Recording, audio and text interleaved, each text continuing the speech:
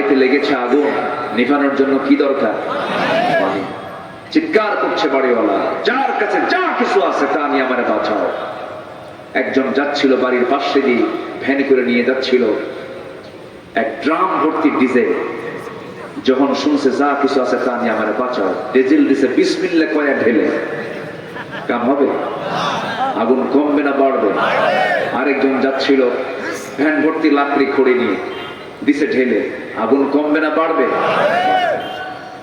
আগুন নিভানোর জন্য petrol, diesel, octane যেমন, লাকড়ি খড়ি যেমন উপযুক্ত নয়, আগুন নিভানোর জন্য যেমন প্রয়োজন পানির, তেমনি সমাজ রাষ্ট্রের ভিতরে যে আগুন দাউ দাউ করে জ্বলছে, এই সমাজের আগুনকে বন্ধ করার জন্য একমাত্র বিধান হতেছে আল্লাহর বিধান, কোরআনে কারীম।